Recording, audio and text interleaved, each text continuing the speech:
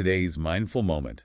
Feeling like the foundations are cracking. I mean, what if the shifts we're seeing in Western culture aren't just, passing trends, but something bigger? More like a civilizational sea change. It's a potent question. Mhm.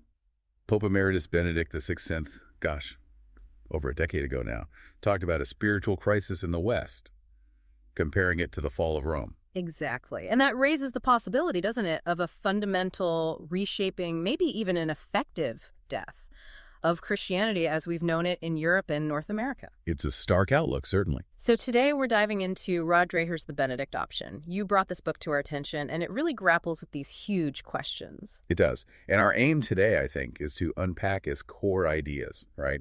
How to navigate this increasingly post-Christian society. Yeah, let's try to distill the key strategies Dreher proposes. We want to give some context, understand the practical side, but without getting totally bogged down in every detail. Sounds good. Focusing on those positive, proactive approaches for living out faith authentically now. So where does Dreher start? Seems quite personal for him. Oh, absolutely. He talks about this real awakening, a personal one, particularly after his son was born back in 1999. Okay. Suddenly, it wasn't about abstract political debates anymore. It was about the actual world his child was going to grow up in. And he started questioning if mainstream conservatism was really, conserving the things he valued most deeply. Like traditional family life. Exactly. Yeah. Especially family life, informed by traditional Christian beliefs. He even questioned how things like, say, unquestioning support for market forces might actually be undermining those very foundations he wanted to protect. That's interesting. So it sounds like the Obergefell decision, the Supreme Court ruling on same-sex marriage in 2015, was a really pivotal moment for him. He frames it almost like the end of an era. Precisely. For Dreher, Obergefell wasn't just a legal case, it was a cultural watershed. He argues it marked the decisive victory, really, of the sexual revolution that had been building for decades. And the implication being? Well, the implication, as he sees it, is profound.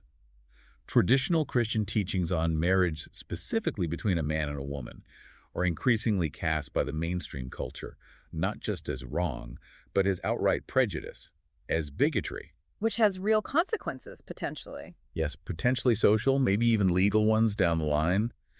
In his view, the public square, where traditional Christian ideas once held significant sway, was effectively lost at that point. So it's not just the external culture shifting. He also raises this quite uncomfortable point about the church itself being vulnerable. He does, and that's a critical point. Dreher suggests churches aren't immune to the secularizing trends all around us. How so? Well, instead of being primarily places for deep spiritual formation, shaping souls according to core Christian truths, they risk becoming, almost consumer-driven spaces. Yeah. Places that cater more to individual preferences and making people feel good. Rather than challenging them. Potentially, yes. And he points to the data, like the Pew Research showing about 1 in 3 young adults 18 to 29 now identify as religiously unaffiliated, the knowns. If those trends continue, it poses a real challenge for many churches. And this connects to that term you mentioned before we started recording, moralistic therapeutic deism. It's a bit of a mouthful. It is. And interestingly, Dreher didn't coin it. It came from sociologists Christian Smith and Melinda Lundquist Denton. They studied American teenagers' religious beliefs. And they found this dominant sort of default religion, which they called MTD. It's characterized by this, mushy pseudo-religion, as Dreher puts it. And what are the core beliefs? Basically, God exists, created the world, and wants people to be good, nice, and fair to each other. The main goal of life is to be happy and feel good about yourself. God doesn't need to be particularly involved in your life except when you need God to resolve a problem. And ultimately, good people go to heaven when they die. So a very undemanding sort of faith. Very. And Dreher argues this isn't just teenagers. It's become the de facto faith for many American adults, too. It's what gets passed on. He quotes Christian Smith saying America was living off a kind of thin Christian veneer, maybe held in place partly by the Cold War. Right. But the consumer capitalism and individualism are now stripping that veneer away. Okay, so that paints a picture of a culture, and maybe even parts of the church, losing their traditional Christian grounding. How does St. Benedict fit into this bleak picture? Well, this is where Dreher makes a historical parallel. He looks back to the fall of the Western Roman Empire, a time of immense upheaval, much like ours, he argues. And St. Benedict lived then? Yes, late 5th, early 6th century. He was from a good family, sent to Rome for education, but he was apparently appalled by the vice, the corruption he saw there. So he rejected it. Completely. He left Rome, sought a life of prayer and solitude, eventually becoming a hermit, and later founding monastic communities.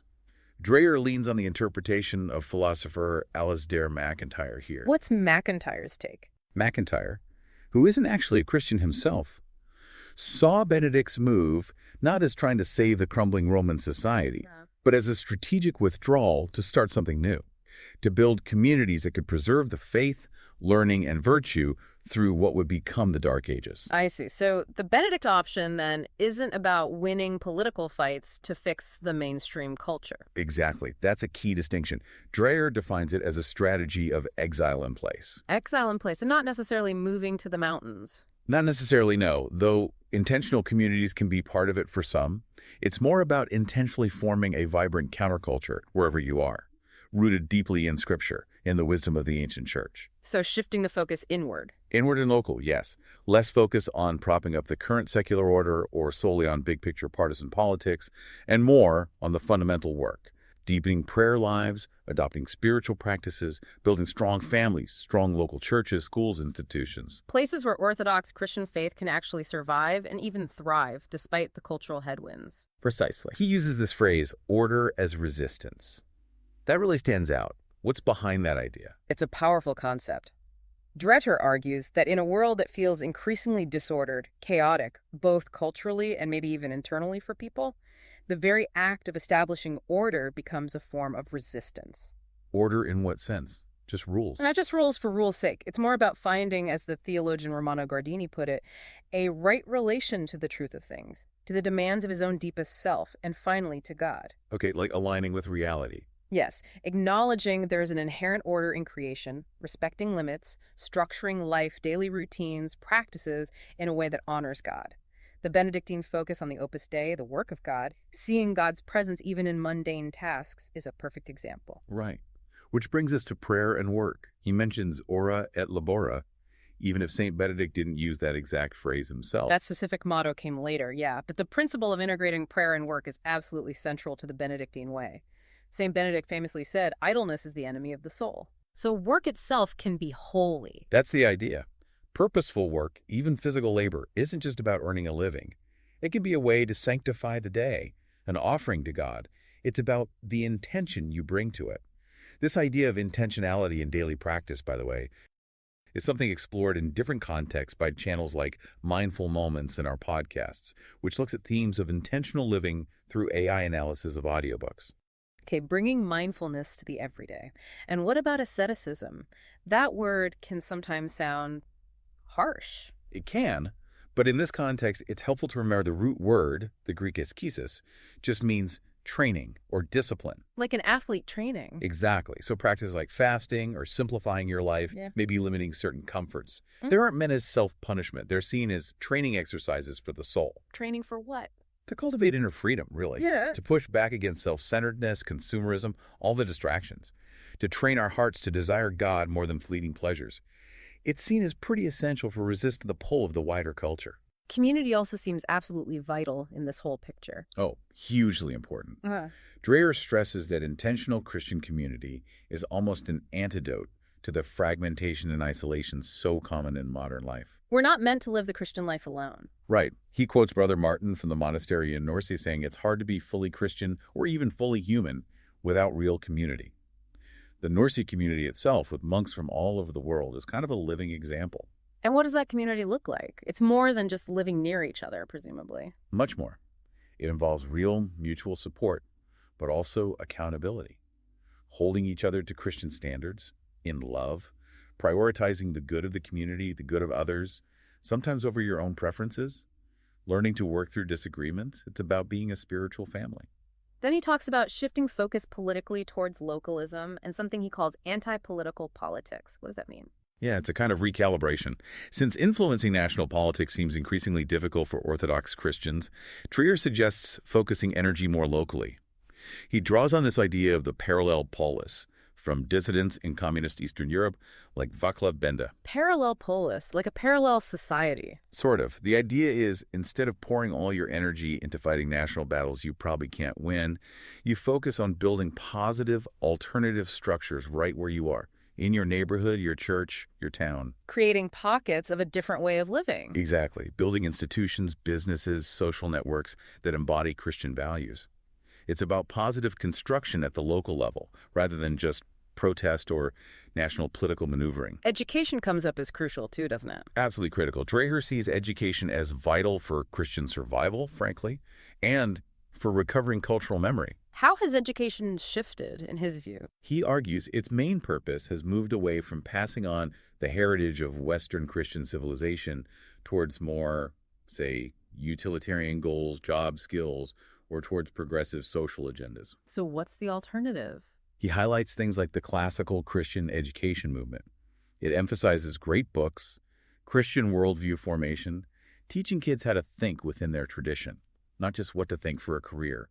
It's about giving them deep roots. Makes sense. And he also re-examines the idea of vocation, of work. Yes, contrasting the older view of vocation as a specific calling from God for the common good with the modern view, which is often more about self-discovery and personal fulfillment through a career you choose. And he sees challenges for Christians in the modern workplace. Definitely. As cultural norms shift, especially around issues like sexuality or gender, Christians might find their beliefs clash with workplace expectations or even HR policies. He stresses the need for prudence, for creativity and finding ways to work faithfully, and for supporting each other. Which leads directly to the issue of sexuality. He argues Christians need to take a pretty radical stance here. Radically countercultural, yes.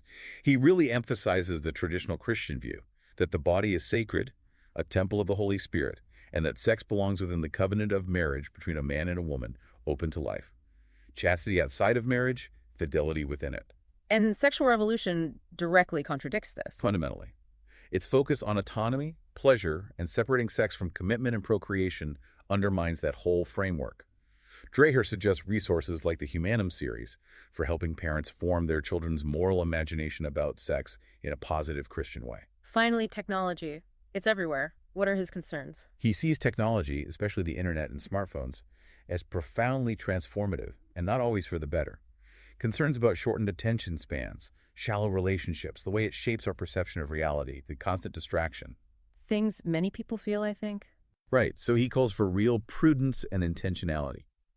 Families and churches need to consciously decide how they'll use technology, setting boundaries, ensuring it serves faith and community rather than undermining them.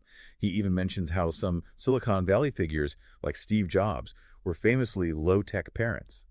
Interesting. So bringing it all together, the Benedict Option, as Dreher lays it out, is this really comprehensive vision for faithful living today. It really is. It touches on so many areas.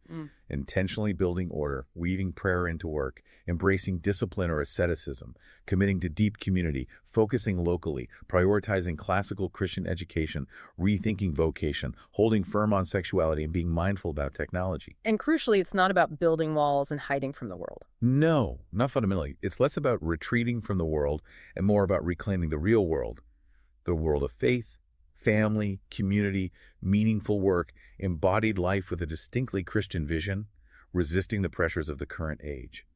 He talks about the church needing to be both an ark, protecting people from the cultural flood, and a wellspring, a source of grace and life for spiritual growth and renewal, ready to engage the world from a place of strength. So as we wrap up, perhaps a final thought for our listeners. As you navigate this landscape we've been discussing, this post-Christian terrain, what might be the first concrete steps you could take to build those kinds of arcs or cultivate that wellspring in your own life, your own community? That's the vital question, isn't it? It starts small, with intentional choices. Indeed. If this exploration resonated with you, we definitely encourage you to subscribe for more insights into the ideas shaping our world. Please share this with someone you think might find it valuable.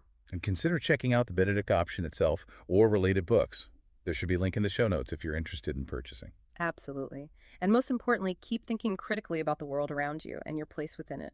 Thanks for joining us. Thank you.